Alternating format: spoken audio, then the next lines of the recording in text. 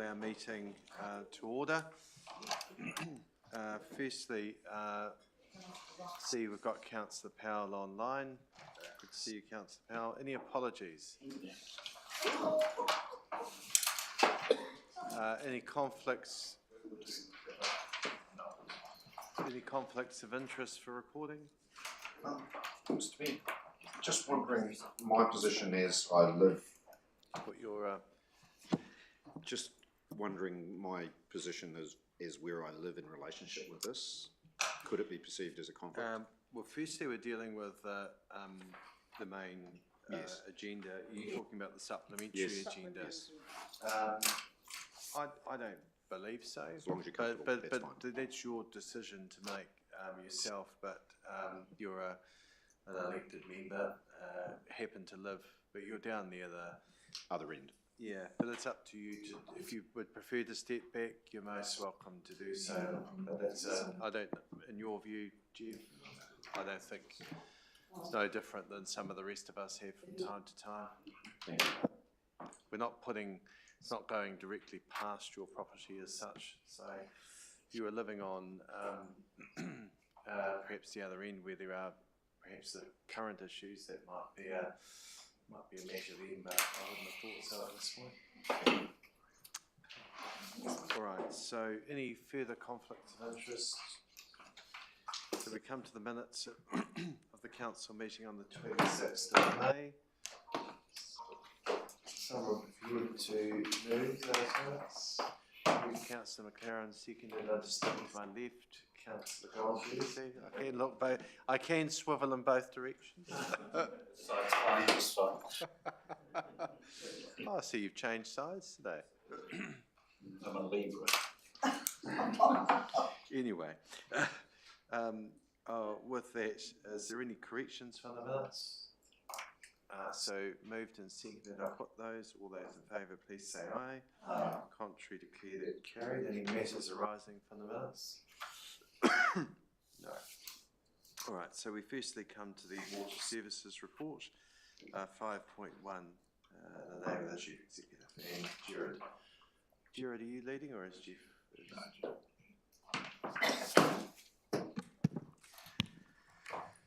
Good morning.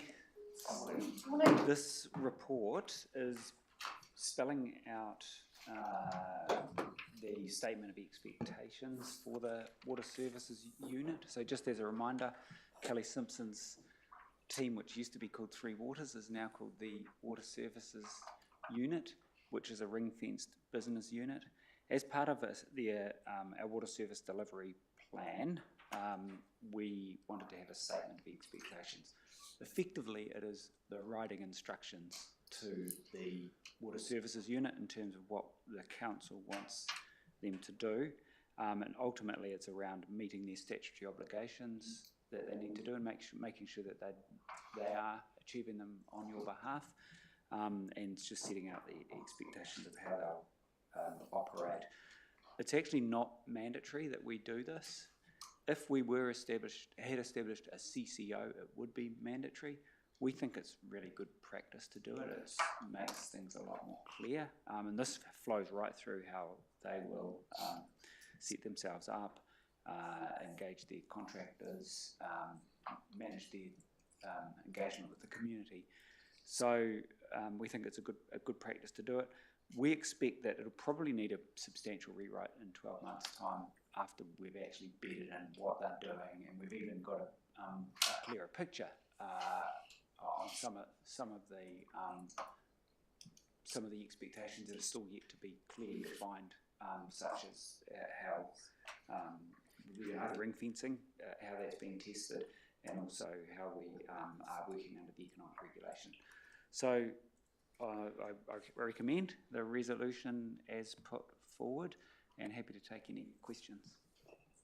Thank you. Is there any questions or any further? Did you believe anything? Any questions? It's been fairly well traversed over a period of time. So, all right. So, is there someone prepared to move? Councillor. Sorry, Tim. Sorry, Tim. Councillor Fulton, I'm sorry. Seconded was, I'm looking to the left here, Councillor Goldsworthy. Yeah, when it's blocked, well, honestly, when you're chairing a meeting and your nameplate's blocked from view, sometimes, look, I will first to admit that I'm far from perfect, so it does help if I can see the nameplate. I did know who you were, Councillor Fulton. Would you like to speak, Councillor Fulton? Thank you, Mr. Chair, Mr. Mayor. You just took interest in that, in the commentary about this is a evolving process. I actually heard the word iterative earlier this morning. It might be an iterative process as well, as one layer of understanding builds on another. So I think that's very much where we are with the water services and the ring fencing. So, but there's been a lot of careful consideration based on what we do know and how this structure is going to evolve. So I'm happy to support it on that basis. Thank you. Seconded, Councillor Goldsworthy. Thank you, Mr. Mayor. I'm happy to support, noting that I suspect a lot of it has come from pre-established plans already, and that it may look quite different within a year's time, but it's a really good starting point from you. So thank you very much for exceeding expectations. Any further speakers? Would you like to respond? Councillor Fulton? No, thank you, Mr. Mayor. Thank you. I'll put the recommendation then. All those in favour, please say aye. Contrary? Declare that carried. 5.2 now. Paul Hutchinson.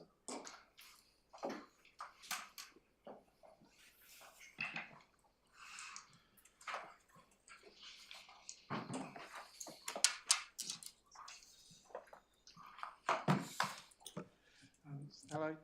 This report is also to do with water services, but slightly different set of water services. The Commerce Commission has now been established as the economic regulator of water services, but that only includes water supply and wastewater. No stormwater drainage is included in this regulation. In February 2026, they published their information disclosure determination. That document set out the specific disclosures that water services suppliers must make. In that document, the first disclosures that need to be made are the ones that we have in this report.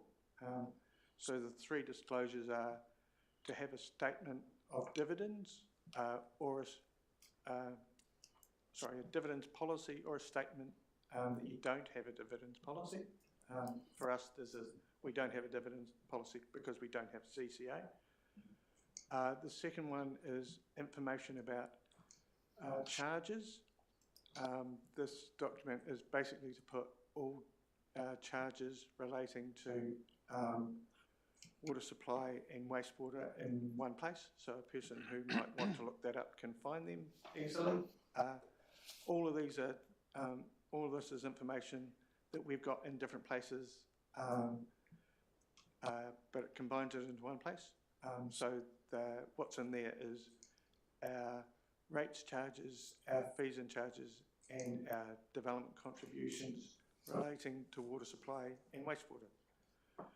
The third one is a policy on funding growth. Again, the information here has been taken from documents that already exist for the council, but built into the requirements of what the information disclosure required. Effectively, it's taken information from the revenue and financing policy and from the development contributions policies, and put that into a policy which states how for water supply and wastewater, how growth will be funded. Is there any questions? Did you want to add anything? Yeah. Are there any questions on the report? Thank you. Any questions of Paul? Councillor Fulton.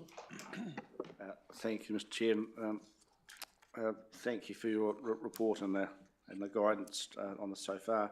I noticed that you talked about, what was it, the Commerce Commission wasn't going to be regulating stormwater and drainage, is it? Same one?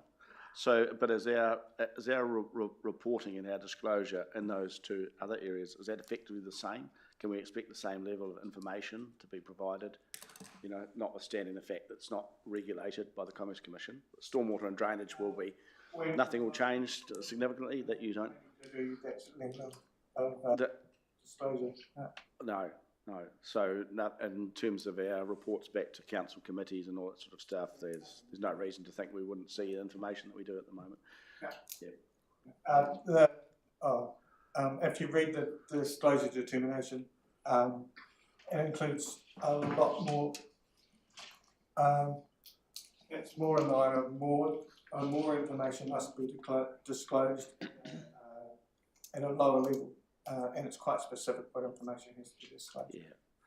We had an example, Mr Mayor, just for a supplementary to that. It came up in one of our drainage committees. Someone asked about the interest-bearing cost of, as it was accounted for in one of our drainage committees, and why we'd accrued interest to that scheme and all that sort of stuff. And it was sort of a recurring question. But there's no reason to. Our accounting practices haven't changed effectively across those sort of things. It's a very good question eventually there, Councillor Fulton. Yes. Was there There was an intonation at the end. Would staff like to have a go at answering that question? If you wish. I think Paul's covered it anyway, but it's probably just important to point out that this is our external reporting requirements in terms of regulatory reporting and our annual reporting, and that existing information is still there. And if there was a requirement for any particular type of information that you were needing within drainage reports, then that's management reporting that could be provided to council if there was any particular wish there. So. Thank you.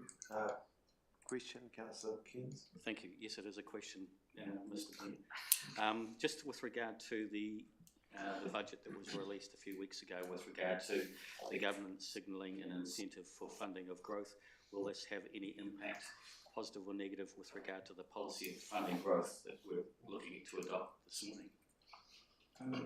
We did some work on this, and we also compared it to a paper that Intermetrics had done. So we calculated if we continue having the sort of growth that we get, the amount we would get from that fund would be somewhere around the $2 million mark annually. But there are some restrictions on how you can apply the funds that you get from that. So I don't think. I think it is also worth pointing out the date at which that applies from, being April 2027 as well, so it's not immediate. So supplementary, if I may, Mr. Mayor. So if we were to look at 750 roughly new builds each year, and the GST on an average new build is 450,000, or the build is 450,000, and the GST collected by government would be around about the $44 million mark, whereas we're getting $2 million. Is that right for funding growth? Is that right? Would that be? The maths works there. I won't comment on policy. All right. Any other questions? Okay. So we've got a recommendation. Is someone here to move? Not all at once. Councillor Ward, just make sure I look left and right, and Councillor Partial. Would you like to speak, Councillor Ward? No, it's just standard procedure, I guess, and thank you for your work, Paul. Keep up the great work. Councillor Partial? Yeah, look, I concur. It's a good report. Okay. So it's moved and seconded. Any further speakers? Do you wish to respond to yourself? I'll put the recommendation. All in favour, please say aye. Aye. Contrary, declare that carried. Is there a reason why we have more on this side than that, or is it just that didn't catch up between audit and risk? Audit and risk. Okay. All right, that's all right. No, that's okay. I was just checking because we have an agreed plan for where people sit and don't sit. There's been quite a series of negotiation around it. I was just checking that I didn't need to involve the United Nations in settling where people sit, so it's fine. Okay, we'll come to item 6.1, which is the development contributions policy. So that's Jane and Colin. Welcome.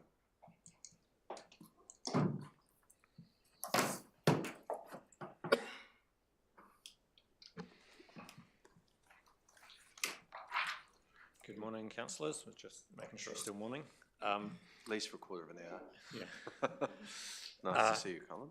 Yeah, so the purpose of this report is to seek approval of the updated development contribution schedule, policy schedule and maps. I'll just talk it through quite briefly. So the policy, we had proposed some minor changes that went out with the draft annual plan, and we're, for the most part, recommending to approve as per what was consulted on, and there's just some very minor tidy up of a couple of terms to make sure we're consistent with the zoning names, make sure the policy is consistent with the partially operative district plan now.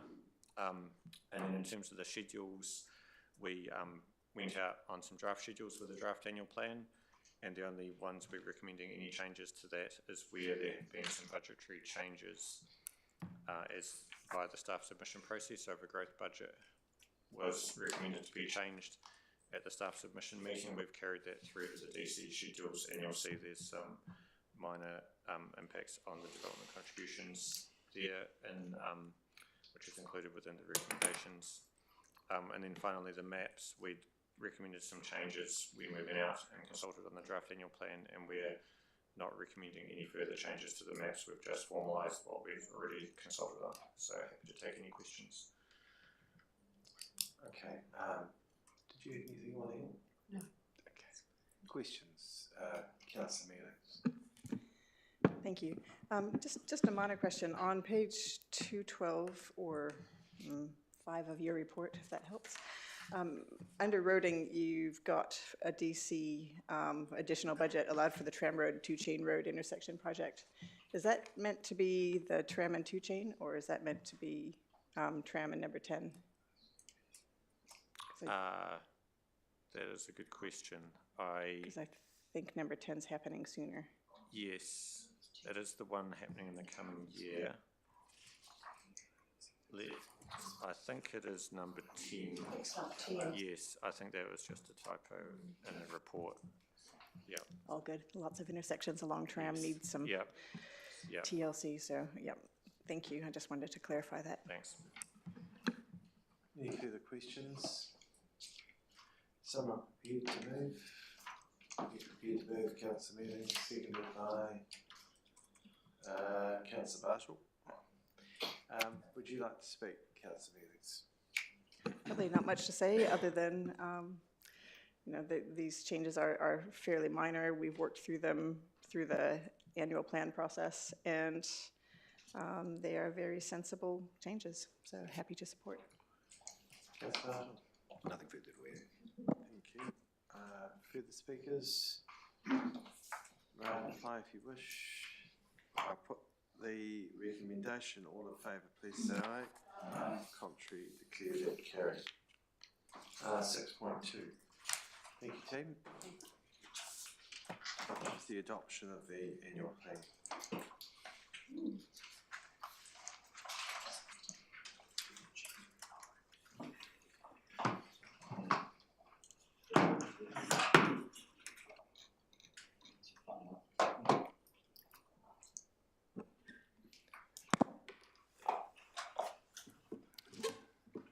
Thank you. Good morning. Purpose of the report is to recommend the adoption of the annual plan for 2026-27. Draft annual plan consultation document was adopted on the 17th of February 2026. So we sought consultation on 4 topics: changes to local government, our capital program, local water done well internal business unit, and the Rangiora Eastern Link. Feedback we've received included a broad range of views, but primarily supportive of the council's proposed position for each of the topics. There was 59 submissions, 25 of these electing to be present at hearings on the 7th of May 2026. We held deliberations, and the key changes that have been made from that meeting are summarised on page 5 of the annual plan.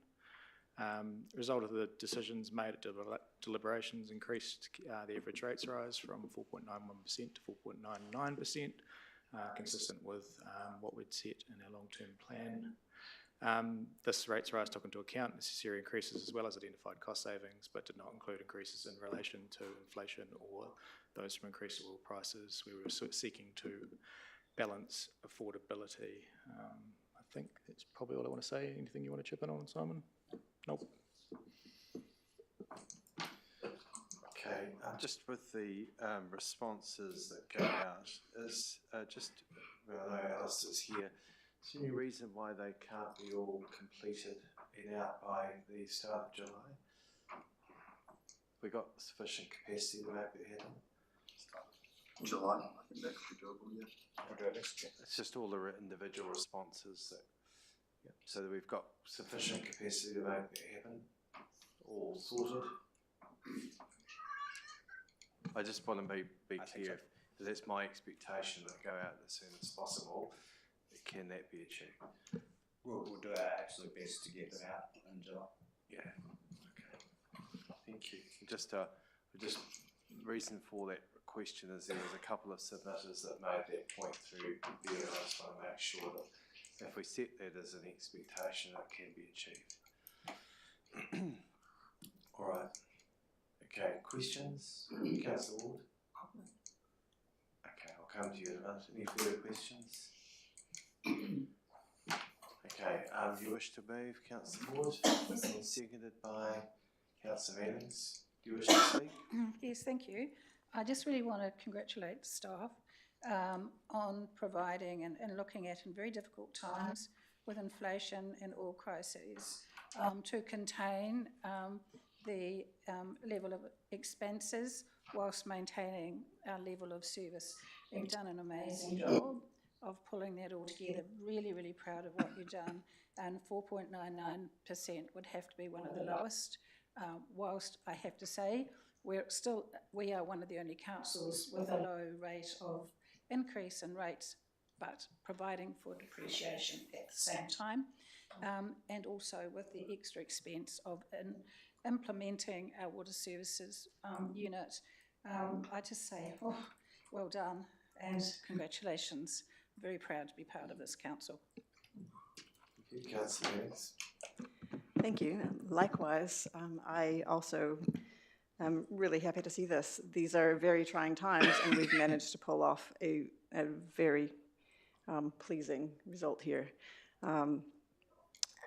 With a rates rise forecast at 4.99, that does not, or rather, unlike some of our neighbours and other councils, we actually are including our water in here. This is with water expenses in this rates provision here. I am really excited to look, and not really excited, but interested looking at our Treasury policy limits. So gross interest on term debt not to exceed 15% of gross operating revenue. We're only 7.6%. Our net debt shouldn't exceed 250%. Ours is only 135. It was forecast at 153, but we did even better than that. Net cash flow info from operating activities should exceed gross annual interest expense by 2 times. We exceed that by 3.2 times. Our net interest to be a maximum of 25% rates revenue. Ours is only 7.8, down from 8% forecast. So total debt as a percentage of total assets will not exceed 15%. Ours is only 6.5%, and it had been forecast at 8.2, so that's come down even from forecast as well. And liquidity ratio greater than 110%. Ours is 164. Those are great numbers. Well done. Thanks. Thank you. Further speakers, Councillor Cairns, then Edmund. I agree with already the colleagues' previous comments with regard to the recommendation. I'd just like to thank the submitters that have taken time to put forward their thoughts with regard to the annual plan, and I, for one, certainly welcome to read and hear from those submitters about what they are wanting us to spend money on as a council. Some would say that the process of hearing submissions, people say that it's a waste of time, whereas in fact it's not. I welcome that hearing from the community as to what they'd like us to spend money on, and I hope that more and more people do actually take the time to make submissions, because they are worthwhile for us to hear. Again, I hope that everybody else votes in favour of the recommendation. Thank you. Deputy Mayor. Thank you, Mr. Mayor. I think this is a responsible and prudent annual plan. We always have the unenviable task of balancing people's perception of affordability and maintaining our levels of service. 4.99, as Councillor Newlands indicated, includes water services, which is about half the increase, and even at that level there is no reduction in services. So were rate capping in force, we would have complied. So I think that's, not that I'm necessarily a fan of rate capping, but it just shows that we would be able to comply should it get imposed upon us.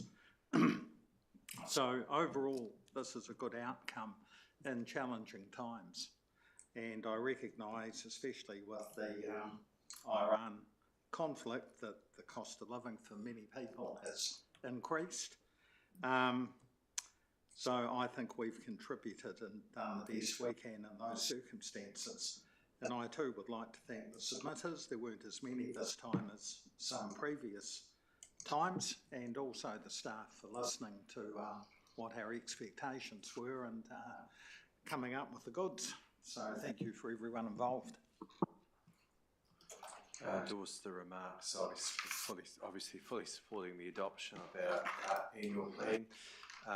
It's been a huge amount of work over a large number of months, so in the lead up to, and I especially want to acknowledge the Chief Executive and all our staff for reading the room of where we needed to be, and also in presenting to us a budget where our level of service wasn't changed, but maintained our rates below 5%, especially at a very difficult economic climate, as has been mentioned. I think it's been excellent work, and it's also, like Councillor Cairns, really encouraging to hear from submitters.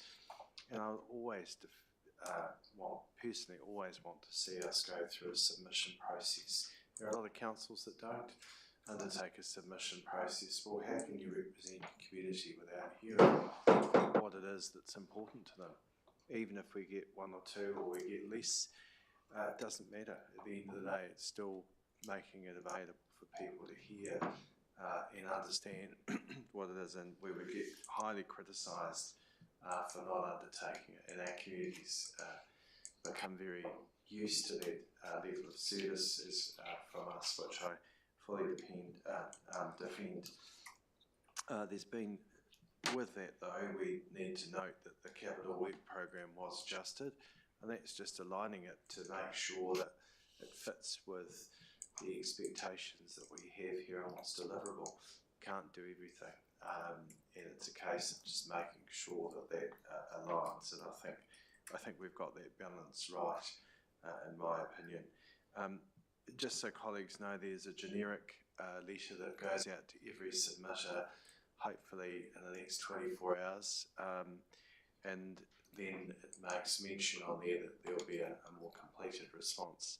As I've just indicated there, I'd hope that that's out early July, and it falls on, it's my responsibility to sign those off, so I'll make sure that is undertaken. So I know that between our comms team and respective departments, there's a lot of work to be done there, so that's why I just wanted to make sure that that expectation was realistic, because it's important that once we've done this, that we get the answers to people back to make sure that we've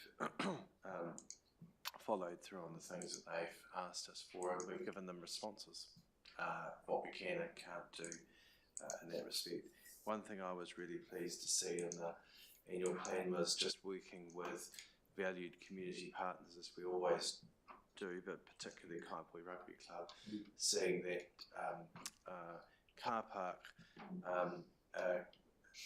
resealed to the level it needs to be, given the high level of community usage, was one I'm really personally pleased to have supported and to see that achieved. So thank you, colleagues, for your support of that one, because that was one that came through the submission process, but one that has a high usage for that particular area. And some might say in the current climate, is it difficult? These are the more challenging things to do. Yes, they are, but actually you've got to recognise that where an asset's deteriorating and it has a high usage, these things are also important that we don't fall behind on. So that's why I just wanted to personally highlight. But again, thank you to the organiser, particularly right across their organisation, for the work that's been done to achieve what we have, and obviously the willingness of colleagues here through the process. Any further speakers? Councillor Fulton. Thank you, Mr. Chair. I just picking up on the commentary about the performance of the council generally, and the way that's reflected into our management of the rating.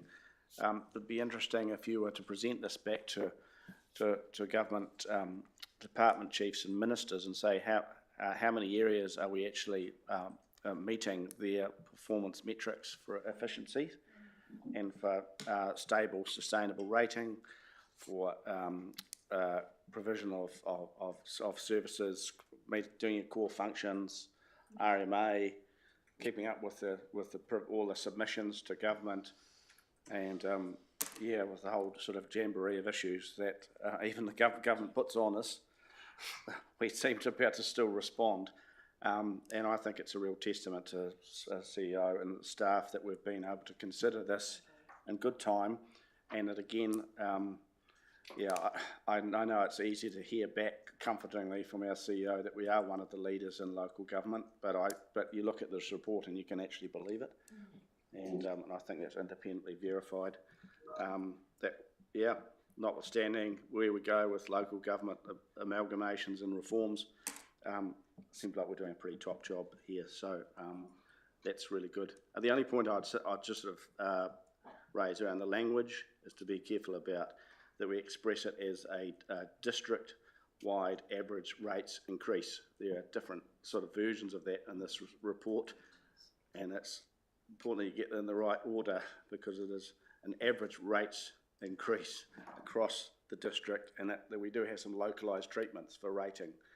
I don't know whether in our communications to the public, we've got to make that clear, because everyone will see their own rating and they'll go, no, it's not.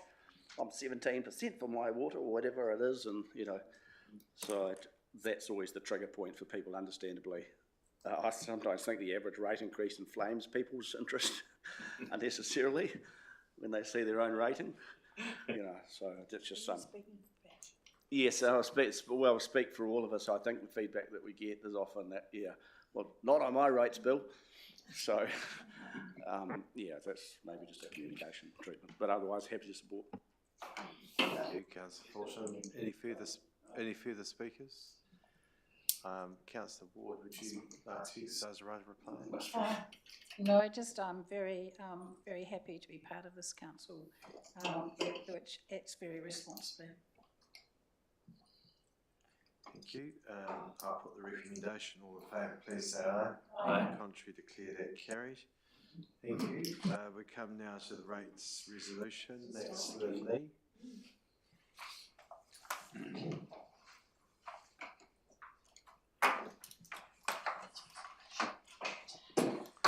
Welcome. Thank you. Good afternoon.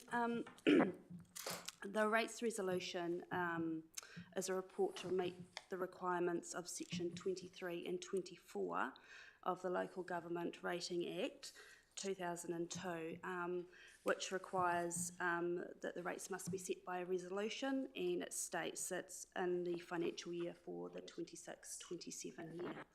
Are there any questions in relation to the report? Any questions? straightforward. Thank you, Lee and Marie. Someone prepared to move? Councillor Doody, seconded by Councillor Keynes. Do you wish to speak, Councillor Doody? Yes.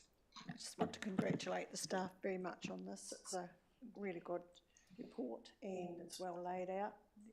So congratulations and thank you. Councillor Keynes? Nothing to add apart from, yeah, well done to the staff in terms of getting rates down to a reasonable level, and that this report should be supported by all our colleagues. Thank you. Thank you. Any further speakers? Councillor Doody, you wish to start to run reply? Okay, I'll put the recommendation. All in favour, please say aye. Aye. Contrary, declare that carried. It's a supplementary agenda item in PX or open? Open. Thank you, team. Right. Please come forward. Don, you might not have seen an email I sent this morning, did you? I know. I had some suggestions for this. Thank you. We're now dealing with the supplementary agenda item. It is listed separately under Intelligent, but also we've got a printed copy here. And we might just workshop D, I think might be a sensible way forward. Don, is there anything you want to add to your report or you'd like to say? No, we apologise for bringing this and disrupting your orderly fashion of the meeting again, Mr Mayor, but this did come in relatively late and we felt the urgency of moving forward on this. Until the council finalises its decision today, we're not sending out invitations or organising meetings, and so a decision today will allow us to get on with the machinery of setting this up. We don't hold a view as staff, a firm view. We came to you originally with a suggestion of 6. We felt that was a fairly reasonable balance. We have had 10 in front of us. From staff's perspective, we could manage the process quite happily with 10. We could manage it quite happily with 6, and really we're in your hands as to which direction you'd like to go on that, and we're happy to talk it through as you're discussing, if that was going to help. Thank you, Don. Before we workshop D, is there any questions? So if we then come to just D, and I'm happy to workshop it here to put forward so we can be a bit more informal with our feedback. If I could give you mine first, I'm really keen that we stick to 6. I don't personally want to see us get an unwieldy group, and we were purposefully looking for a broad range. So my suggestion of that list that's come forward, I looked at the addresses and there was another address that came in to make sure that we had, and the intention was that there was a broad representation from the community of those who may be affected.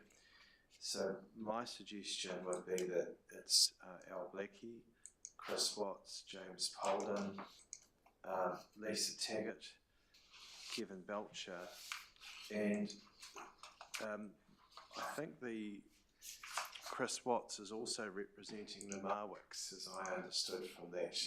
So that would mean that Lynn Marwick, I understand, as I read the report, would come in there, so that's why I didn't include there.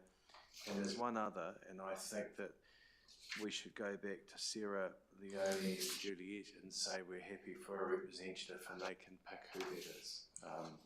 And then there's a representative that comes forward from that group.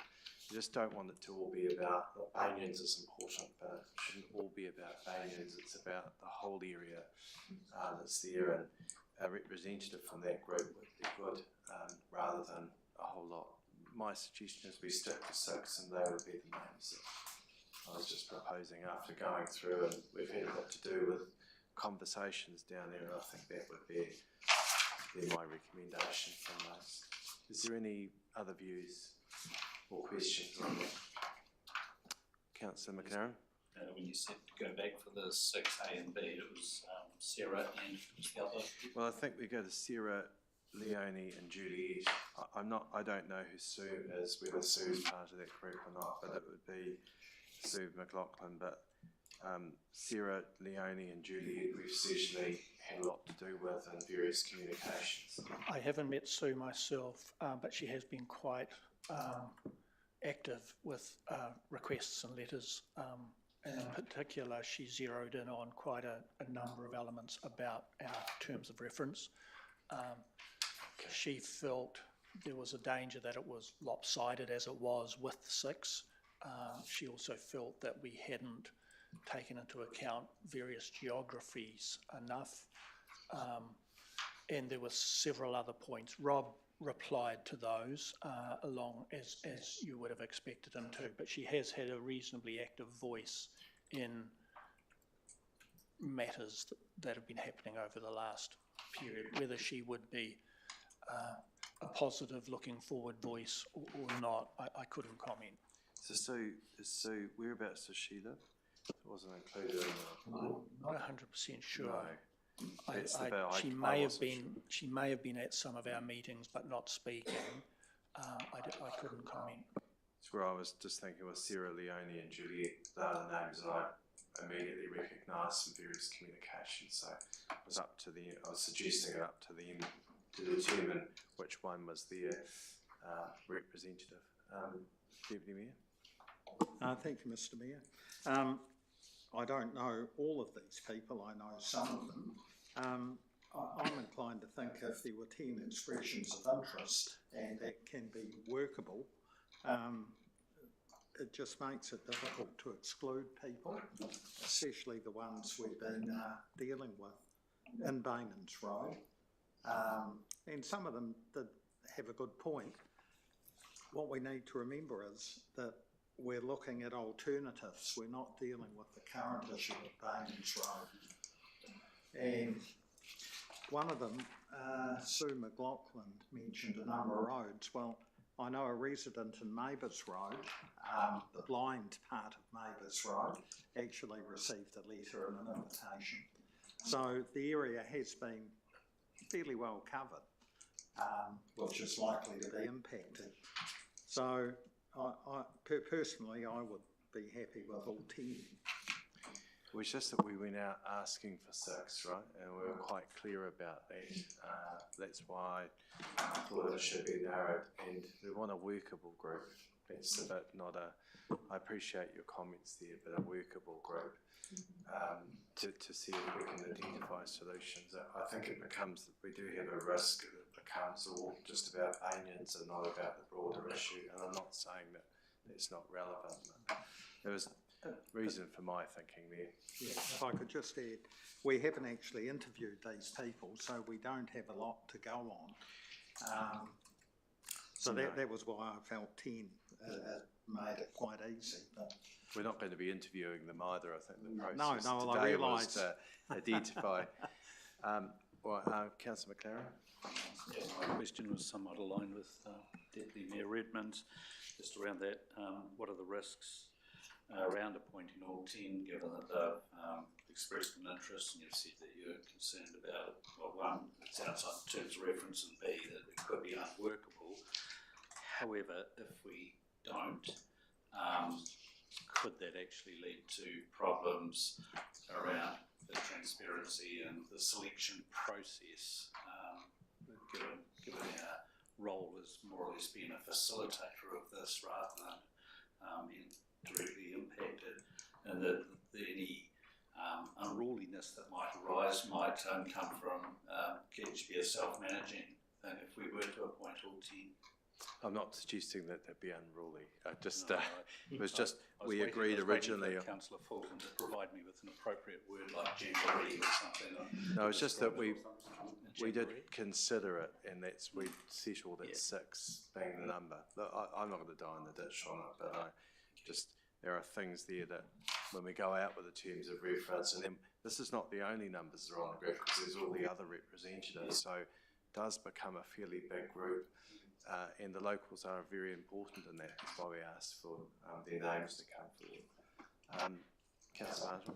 Thank you, Mr Mayor. Yeah, just to clarify, the other members on the group, there's roughly another 10, I think something like that. So there'd be 16 if we went with this, which is a reasonable group, or we potentially would blow it to 20, which is a large group.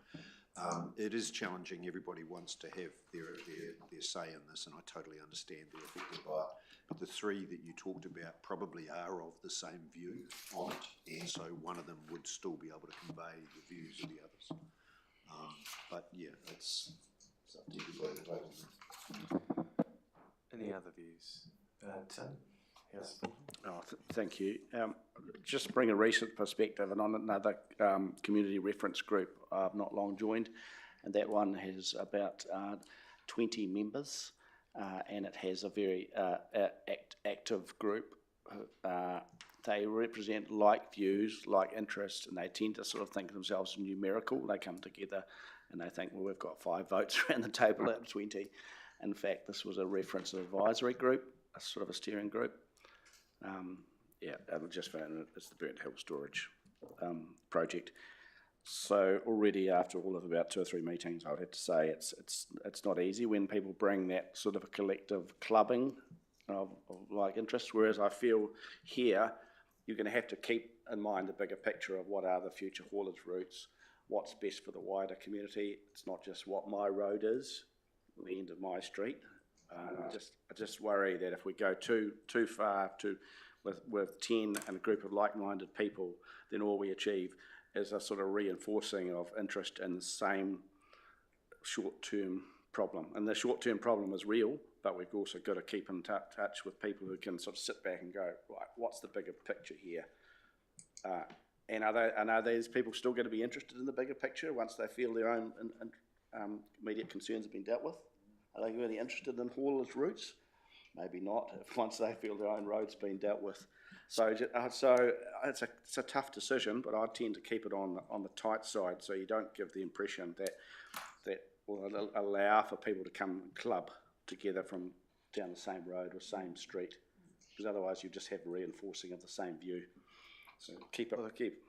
The compromise might be that we go to 7 and there's two representatives that come from those names that have put forward, and that would be rather than the whole suite potentially. This is a suggestion. Councillor Doody? Thank you. My suggestion was one person from one road. Do you keep it to 6 with a Well, it's either 5 or 7 because you've got your balance of your... How would people feel about 6 or maybe just extending it to 7 and then we offer it to those 3? Is there I'll test the meeting whether people want to amend it, they can do so. Otherwise we'll be debating it all afternoon. Sorry. Yes. Are we still looking workshop? Yes. Okay. I'm just about to come out of workshop. Oh, sorry. That's why I was just saying. I'll test it shortly. So, yeah. Did you have a question, Councillor? Yeah, I was just trying to find it in here. Which roads did you send out the invitation for people to apply to the for the group? Just trying to find it in here. It was really that whole corner south of South Ear. So it didn't include residents on South Ear, it didn't include residents on Tram, but it did include all of the quiet roads, Haywoods, Mabers, what else is in there? Banyans. Taylors, Banyans. I think the little ones Griggs right and down Watts, the top are they end, like Griggs and Watts. Yes, Yeah, it and was all those. those areas. Yes. Okay, well, any further questions there? So, we're now coming back to the recommendation. I'm going to move the recommendation as is with changes to D. Appoints 7 from the, so D says appoints 7 from the following applicants to the Gravage Haulage Reference Group, and that would be Blackie, Chris Watts, James Polden, Lisa Taggart, Kevin Belcher, and then 2 from Banyans residents, and put in brackets Sarah Manning, Leonie Ward, Juliet Edwards, and you think Sue comes from that group? I would need to check. Seven, and that those individuals determine who the two we represent there, and then the rest as is. Simon Peter second, Councillor Bartle. That we've spent a lot of time on this matter, and I want to acknowledge the level of effort that's gone in to talking about the haulage issues as there is now, and then working through what the mitigations that our staff voluntarily were able to achieve, working with the with Downers and the contractors. And I think through that I think the staff have done a superb job, and I especially want to acknowledge the level of effort that's gone in from Don in particular. Through that, it's been a huge amount of work. I don't actually know if you've done many other things in the Banyans Road area in recent times, but I also want to acknowledge and thank Don for coming out a couple of weeks ago with myself, the Chair of Environment Canterbury, and the Deputy Mayor, as we did go around and have a look at the particular areas surrounding. While there are alternatives, and there are, it won't be without challenge. There are a series of challenges with each situation. So I just want to say, as we go into this exercise, and I think it's absolutely the right thing to do, form a gravel haulage reference group, because the level of aggregate to come out of there over the next period of time could be substantial. And so it's the right thing to do to see whether there is alternatives and a more permanent solution. But that isn't without its challenges in itself. Also want to know clearly through that, working with Environment Canterbury, exactly whether it's the northern side or the southern side of where the works will be required. There was a lot of talk about the haul road that seems to have been established. Just to be clear, that's not a haul route. There is a range of users on that, might look like that, but actually as you get further down, you'll see the level of challenges with a number of users. And even on the Saturday afternoon that we were out there, I was quite surprised how many users there was already using that track. It's some of it's only been freshly, looks like it freshly formed. So I can see how people would jump to that, come to that conclusion. But when you get down the other end at the Waimak River end, it's then how it gets out onto the old Main North Road. And they're the bits. And so whether there are other alternative routes that we need to be, that are viable, it's not going to be without cost, I might add. And further up diversion roads often been mentioned. We couldn't see when we went for a drive along there any formation apart from down to a certain point. There would need to be considerable works done there. So they're all the matters that are on the table that we need to fully consider. I certainly appreciate the concern of residents who are on Banyans now, and I'm personally committed to seeing this reference group work, and hopefully that we can come together, as we come together, that there are options presented that are viable, workable, and we go through a proper process that will obviously come back to here, hopefully by September, with what those next steps look like. But I want to acknowledge both Don and now Rob, who will be helping in that process, as well as others who have been identified to work in with us to see what we can see achieved. Seconder, that's about. Thank you. Look, I concur. I think there's been an awful lot of work go into this, and it's really important that we do get a good resolution to keep as many people happy as we can. It's not an easy one, but there's got to be a solution. We've just got to find it. So that being said, quite a challenge, and I'm sure they're up for it. So looking forward to hearing the feedback. Thank you. Councillor Carroll. I want to put it to the council to consider an alternative to Kevin Belcher, and that would be Lynn Marwick. I don't know either of them, but just from those descriptions, it sounds like Kevin's representing himself, and he could be a Bainans Road resident, so he might be in that grouping, I don't know. Whereas Lynn brings us 45 years of being a local resident across So you're wanting to suggest a difference there? Just putting it out there. Did you read under Chris Watt's name? Because it sounds like he's applying on behalf of Peter and Jane Watts, and also Lynn and Andrew Marwick. So that's why I recommended there. And maybe just, sorry, before we, did you read that? It's under... Yes, I was talking about Kevin Belcher. Yes, but Chris Watts is representing Lynn Marwick from the sound of it. That's why I recommended that. Right, okay. That's in the commentary it says that. Okay, that's fine, thank you. So Tim? Just a little bit more information on that. Chris Watts has just taken over as one of the Drainage Board chairs from Andrew Marwick. So there have been locals that have known one another for a long time, and Jane and Peter Watts are Chris's father and mother, so Chris now runs the farm out there, so he brings a lot of knowledge and a lot of experience to the table. And he would also bring information from the marks, as you stated. I think Mr. Belcher also, they've gone, if I just find the Rob email from earlier, because he did update some of the addresses, so it might be a second.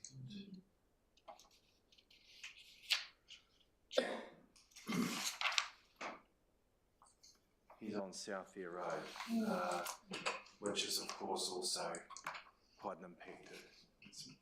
One suggestion why, when I was looking through it, it wasn't included there. Are you still comfortable with it? You want? Okay.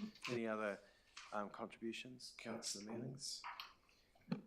Yes, notwithstanding who winds up on this gravel haulage reference group. This is effectively a citizens' assembly, really, whereby affected parties work through the issues, costs, and implications of the various options to consider. Each one of those is going to have its own trade-offs, and it's a good opportunity to achieve greater understanding across all parties involved. So, there's some tough conversations ahead, but I think everybody will come out the other side with a greater understanding of all the moving parts that are involved, and hopefully we make good choices as a result of it. So I'm happy to support the motion. Thank you. Any further speakers? Deputy Mayor. Thank you. Excuse me. I'll be supporting the motion. My original inclination was all 10, which I'm still not averse to that suggestion. But I think if you make it up to 7, I just didn't really want to see any of the residents who have put their hand up sort of knocked back. And that residents group in Bainans Road did organise themselves pretty well. They've been a good advocate for their road, and whilst we may or may not agree or disagree with them, I think they did a good job for themselves.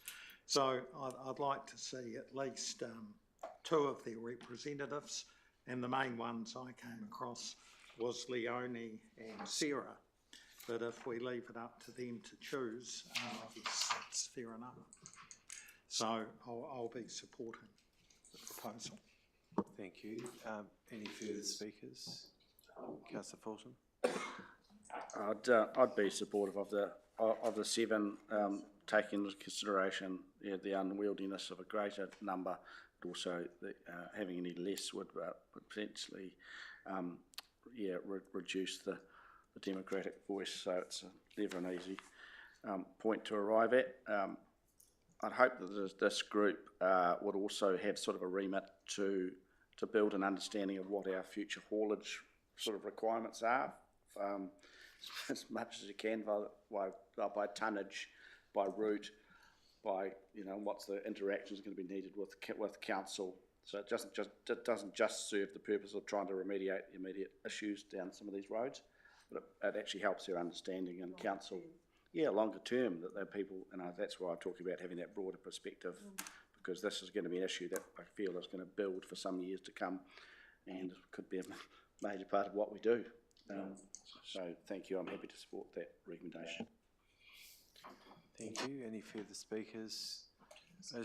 Just in reply briefly, that I agree, the residents I think have done a very good job at organising and making sure their views are well known, and it's been a constructive dialogue there, and with very legitimate concerns that they've raised. So part of it is about, well, what can we do, and the part that really want to put the emphasis on now is this haulage reference group, to see whether there are other alternatives and what that might look like and what options there are. I've got a complete open mind, and I'd like to see us do that exercise and work together. But as part of it, I want to make sure that we've got a representative group of residents that are there. There's Haywood, Southia, Taylor's, Diversion, all the roads around there. They're all names that we're familiar with. Decisions we make have consequences potentially on so in the future. So the other things that we've really got to focus on, and narrowing it down. We originally went out with 6. It's open to extending it to 7, and leaving it up to that group to determine who are the individuals they want to be there. That we just simply we could pick all, but I just want a workable solution come forward, and not just purely about Banyans, but actually about the whole area. That's the bit that's important. Banyans is really important in our consideration. So I urge colleagues to support the recommendation. I'll put the recommendation. All in favour, please say aye. Contrary? It's too late to be contrary, Don. No, that wasn't a contrary firstly, hand. I declare that carried. But Don. I just thought it would be useful to give you an update on 2 or 3 things with relation to this. Staff have already approached Stantec to prepare a bit of an issues and options paper on the most likely options. Obviously, we have a careful balance here between jumping the gun and telling the group what their options are, but nevertheless it would be useful to turn up with some information about costs and pros and cons, etc. So that is getting underway probably next week to inform to assist with some information for that first meeting. We have the first meeting tentatively in our diaries for the 9th of July. Now that you've passed this, we'll be sending out invitations to that. A couple of other matters, I suppose. You may or may not be aware that there is a live application in front of the ECAN for another 460,000 cubes. That is from Sol. They have adjusted their application so it is further downstream, closer to the highway bridges. Where they exactly take their gravel out from there, if it is awarded, there will be options available to them. The difficulty with that is that still has to pass the availability of gravel test, and there are a number of people in the queue ahead of them in that stretch of the river. But hopefully if they can be granted down there, it'll at least give us a bit more breathing space to find something in place before the approval of the next lot. And one other update is at the other end of things at the Pine Acres, the consent, ECAN consent, limited the discharge of gravel into the ponds at 2,000 cubic metres a day. That was really based on a little bit of a stab in the dark, and potentially even, you might say, a little bit of flawed thinking. So there has been a little bit of a review of that, and they're now allowing a greater amount than that to be received at that end. That is likely because what was happening is that all of the trucks were stopping at around about 2 or 3 o'clock because they'd reached that 2,000 limit. So within the working day, they can now cart more. I think that while that has its downsides, of course, on net, it's going to be a positive because downers are going to be out of there quicker because of the being able to put the material in the pond at a quicker rate. So I think that's a positive at the end of the day, but that was a decision outside of our hands and it's been worked through with ECAM. So John, the 460,000 cubic metres application, is it because the current 80,000 is for using the designation requirements under the district plan? Is it for the same purpose, or are we not clear? It's not clear, and this is where it gets very tricky, because you apply to take the gravel, and of course it's a 5-year consent. You don't need to state exactly what client you'll be sending that gravel to. And so obviously if they do choose a different client, they will need to go through the resource consent process. Well, if they exceed the 20 vehicles a day, they will need to go through the resource consent process under our district plan. Right, we might just move on at this point, unless there's anything. So we have finished the report, Joan. Could I just make a comment About South Ear River extraction? Yes. It's not really a commenting process, but I will grant it at this point. But don't test how far I'll grant it. Well, I'll just be quick. I just want you to know that there has been concerns over the lack of extraction from the South Ear River, which has caused flooding there. And so when you're talking about extraction and the South Ear Road and all those roads around there, be very mindful that it does need to happen. And that's all I have to say. Don't think any of us deny that, Joe, because it is important. Yeah. So is it all? All right, thanks, Don. We'll now move into